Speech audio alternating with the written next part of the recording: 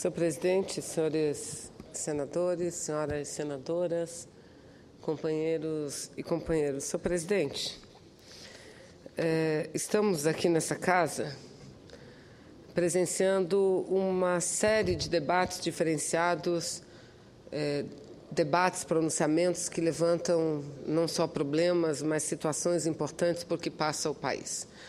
Mas, sem dúvida nenhuma, tem tomado um grande espaço no debate da Casa, seja no plenário ou nas comissões, a situação econômica, da saúde financeira do país e também a questão política. E eu tenho procurado vir à tribuna, e tenho feito diariamente, para falar das impressões que tenho, para tentar comparar o que se diz com o Brasil que se tenta vender do Brasil real. E hoje, senhor presidente, lendo as matérias de jornais, eu vejo uma matéria muito importante publicada no jornal Valor Econômico. Uma matéria que foi fruto de uma análise dos dados do CAGED, ou seja, do Cadastro Geral de Empregados e Desempregados do Ministério do Trabalho, que periodicamente, mensalmente, faz este levantamento e mostra em quais regiões, em quais setores, senador Mozarildo Cavalcante, está havendo mais abertura de postos formais de trabalho ou subtração desses postos de trabalho. E eu, com muita alegria, venho à tribuna para falar de uma posição importante em relação ao ano de 2013, que passou a assumir o Estado do Amazonas, e, em especial, a cidade de Manaus. Essa matéria, divulgada pelo Valor Econômico, e, repito, construída a partir dos dados do CAGED, destaca a abertura de 22.800 vagas formais de trabalho em 2013 na capital do Estado do Amazonas, na cidade de Manaus, o que significa um número 3 vezes superior ao do ano anterior, 2012. Esse desempenho, senhor presidente, foi alavancado, sem dúvida nenhuma, por políticas do governo federal e estadual, mas, sobretudo, do governo federal, porque o Amazonas também tem um modelo de desenvolvimento desenhado, construído e mantido pelo governo federal, porque a Zona Franca nada mais é do que fruto de uma lei federal. E aquele polo que completa 47 anos é um modelo econômico de desenvolvimento do governo federal. Então, o desempenho do polo industrial, de outros setores, mas principalmente do polo industrial, no ano de 2013, colocou Manaus como a 3ª maior cidade que gera empregos formais no país, senador Mozarildo. Manaus, que fica a mais de 2.600 quilômetros dos grandes centros do nosso país. Manaus, uma cidade que não é a maior do Brasil, que não é a 2ª, não é a 3ª, devemos ser a 7ª, 8ª maior cidade do Brasil, 2 milhões de habitantes, é a 3ª maior geradora de empregos formais do Brasil, ficando atrás somente para São Paulo e Rio de Janeiro. Isso é muito importante. Claro que essa realidade dificilmente se manterá, mas como alguns segmentos do polo industrial de Manaus, sobretudo de 2 rodas, viveram momentos de dificuldade, eu não digo momentos terríveis, mas momentos de dificuldades, o crescimento na geração de emprego significativo, como esse registrado em 2013, mostra que o trem está voltando para os trilhos, senhor presidente. Segundo o levantamento do CAGED, a elevação da ocupação no mercado de trabalho em Manaus foi generalizada, foi apresentada em todos os setores e não apenas em um. Foram quase 23 mil novas vagas abertas, sendo que 8.900 só no setor da transformação da indústria, dentro do polo industrial de Manaus. Em apenas um ano, senhor presidente, para que Vossa Excelência tenha uma ideia do que estou falando e por que estou dando tanta ênfase a isso, porque em apenas um ano o Amazonas pulou da 21ª colocação para a 3ª no ranking das cidades que mais geram empregos no Brasil. Esses dados do Ministério do Trabalho mostram que a principal contribuição para o desempenho da indústria veio da área de eletroeletrônicos do Polo Industrial de Manaus. E aí vamos nos lembrar, esse ano 2014, eu aqui falo de dados de 2013, mas nesse ano de 2014 nós teremos a Copa do Mundo. E, geralmente, durante a Copa do Mundo e nas vésperas da Copa do Mundo, o povo brasileiro, a população, as famílias brasileiras procuram trocar os aparelhos de televisores, pegar uma tela de determinado tamanho, trocar para uma maior, de uma qualidade de imagem melhor. Isso tudo tem ajudado muito o Polo Industrial de Manaus. Mas não foi somente isso. A construção civil, senhor presidente, adicionou quase 5.000 empregos, novos postos ao saldo positivo que alcançou a cidade de Manaus. E, sem dúvida nenhuma, Manaus é um canteiro de obras, como é grande parte das cidades do nosso país hoje, mas, em particular, Manaus. E uma das maiores obras na construção civil hoje, além de obras de infraestrutura, obras urbanas, também o programa Minha Casa Minha Vida tem ajudado muito para que o setor da construção civil aumente significativamente os postos no mercado de trabalho formal. Lembro aqui que, na última semana, na sexta-feira, desde quinta e sexta-feira passadas, a presidenta Dilma esteve em Manaus, cumprindo uma agenda extensa, entre elas a inauguração e entrega de chaves de aproximadamente 5.600 unidades habitacionais do programa Minha Casa Minha Vida. Eu não dispunha desses dados. Acho que até a semana passada, os dados do CAGED sistematizados em relativo ao ano de 2013, ainda não tinham sido divulgados.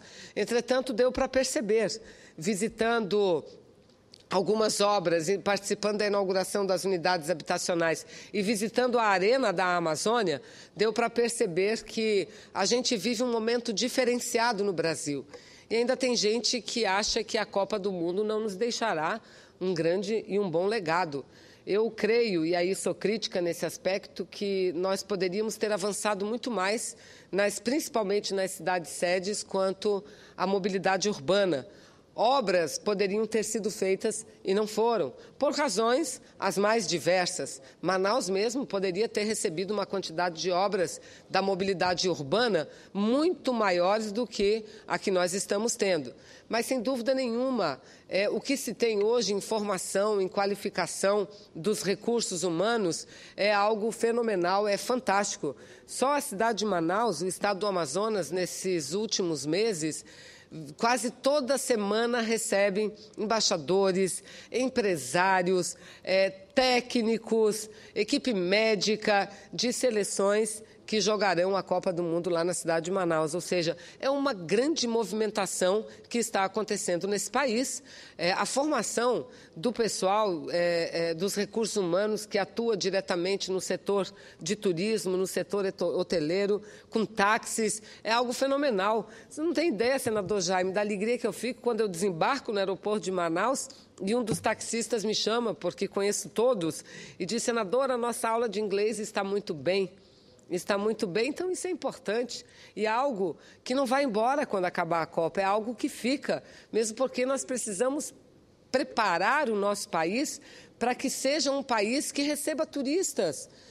Conversávamos há pouco, eu tive uma bela reunião com o embaixador, conversa importante com o embaixador da Venezuela, embaixadora da Áustria, organizada pelo senador Requião, e ficamos tristes, senador Requião, quando a embaixadora da Áustria, um país bem menor, claro, de uma história muito mais longa do que a nossa, mas bem menor do que o Brasil, e com atrativos naturais também infinitamente menores do que os nossos, dizer o quanto a mais eles recebem de turistas anualmente do que o nosso país.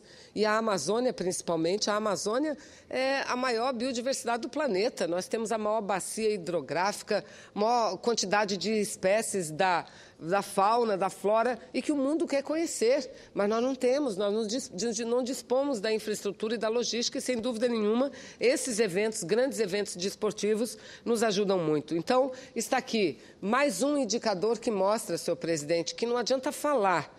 Eu acho que o discurso, palavra, como diz o velho ditado, palavras, elas são muito fáceis, mas palavras o vento leva.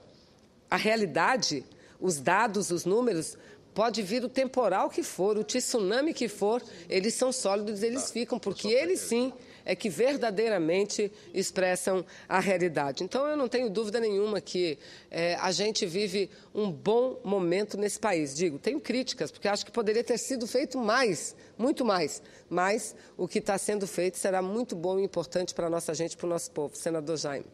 Senadora Vanessa, eu fico feliz de ver Vossa Excelência, no seu pronunciamento, dizer da sua alegria, do seu contentamento, do legado que as obras da Copa do Mundo vai deixar para o seu estado do Amazonas. Quando você fala aqui que as pessoas estão contentes, que estão falando inglês, estão estudando inglês, as obras estão acontecendo, estão andando, e que valeu a pena, naturalmente, esse grande evento que vai acontecer no nosso país, sobretudo essas 12 subsedes, por sinal Mato Grosso também que foi contemplado, o seu estado e os demais. Todavia, isso não está acontecendo em todo o país.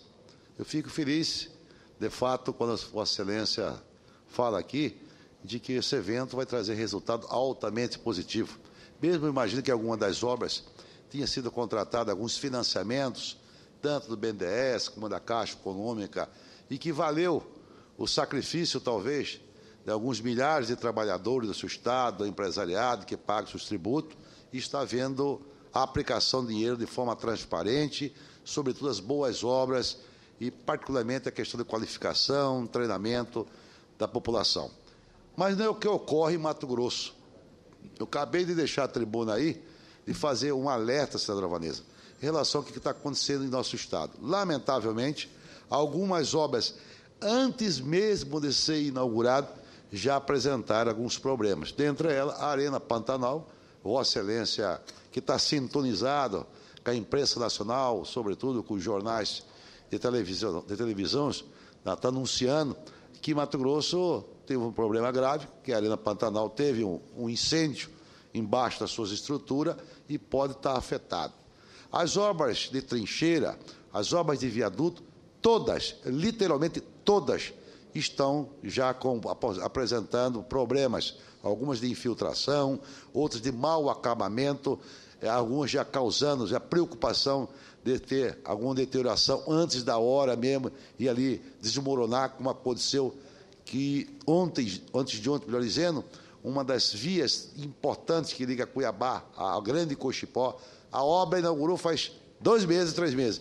A obra já afundou, ou seja, todo o aterro e encabeçamento da ponte que atravessa o rio Cuiabá já desmoronou, com isso está o trânsito, o caos, sobretudo, já impossibilitado da traficabilidade, não só dos atos, da própria população que estava demandando. De maneiras que eu acho que, quando Vossa Excelência diz que está muito feliz, nós estamos muito preocupados, tendo em vista que o endividamento do Estado ele é grande diante das nossas economias. Todavia, eu acho, as obras concluídas, sendo de boa qualidade, todos nós pagaremos feliz esta conta, e largando com isso, ou deixando com isso, um grande legado.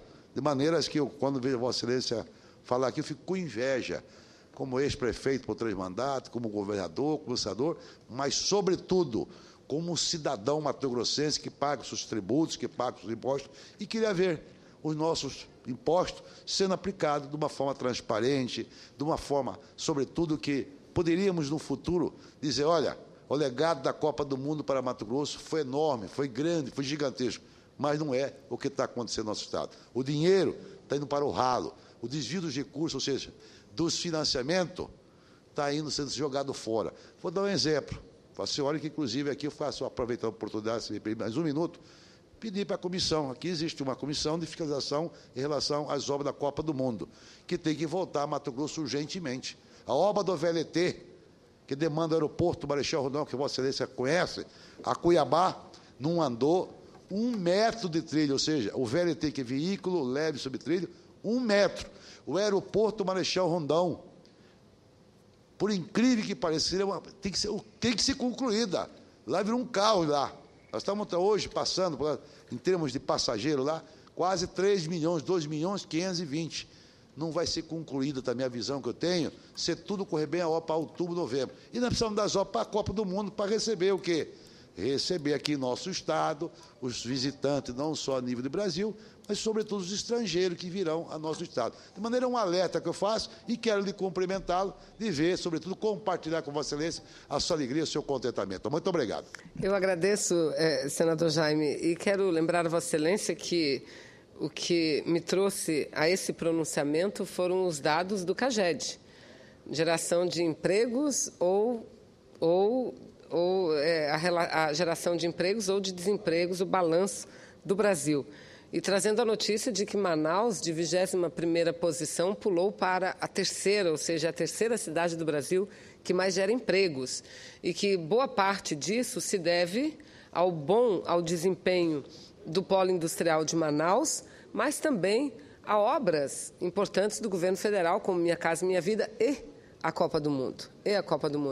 Eu dou razão a Vossa Excelência, senador, que tem que estar muito preocupado com o Mato Grosso. Eu aqui disse, não está tudo perfeito no Brasil, nem na minha cidade, Manaus, que é uma das cidades sede, porque lá as obras de mobilidade urbana, VLT, monotrilho, essas não foram feitas. Essas não foram. Outras saídas se buscaram, outras saídas. Gostaríamos muito de que isso tivesse sido feito. Eu acho que faltou, não quero dizer que a culpa tenha sido do governo federal, ou do governo do estado, ou do município. Eu acho que houve um conjunto de elementos que impediram que avançássemos até aí. Mas que, de fato, a minha cidade vive um momento especial, eu não tenho dúvida nenhuma. É uma cidade cheia de problemas. Mas na vida eu aprendi o seguinte, que diante de um problema nós não temos que lamentar a desgraça. Diante do problema, nós temos que procurar as soluções e procurar as saídas. Eu acho que esse é o espírito que deve mover a população brasileira. E quanto mais se alcança, mais temos que buscar. Porque, afinal de contas, somos um jovem país.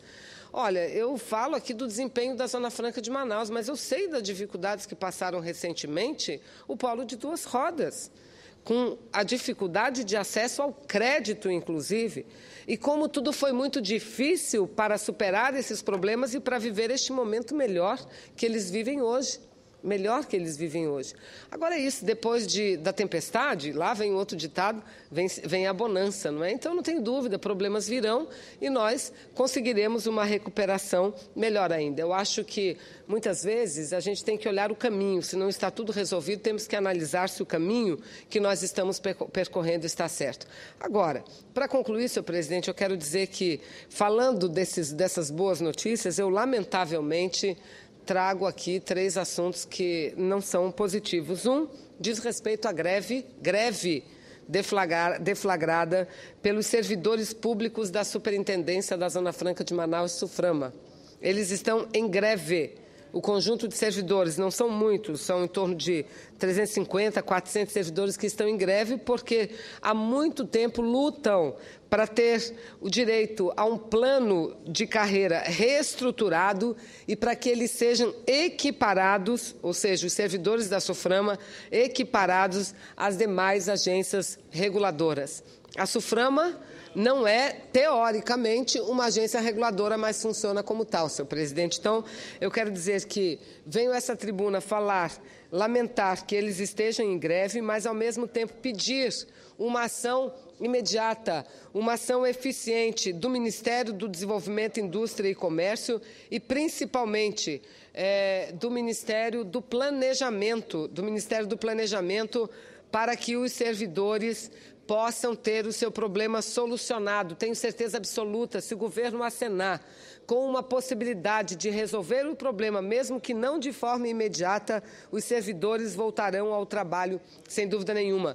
Tenho conversado frequentemente com o superintendente da Suframa, Dr. Tomás Nogueira, e ele próprio sabe da justeza da reivindicação dos servidores e está pedindo nosso apoio, nosso reforço para que possam os servidores da Suframa serem atendidos no seu pleito justo, Justo, tiveram um plano aprovado, o plano não foi aplicado, foi vetado e com a esperança de ter uma nova lei aprovada. Então, nós da bancada do Amazonas, sem dúvida nenhuma, estamos mobilizadas para ajudar a resolver esse impasse do governo federal com os seus servidores da Superintendência da Zona Franca de Manaus. E para concluir, senhor presidente, eu quero encaminhar à mesa 2 votos de pesar, 2 requerimentos onde apresento voto de pesar.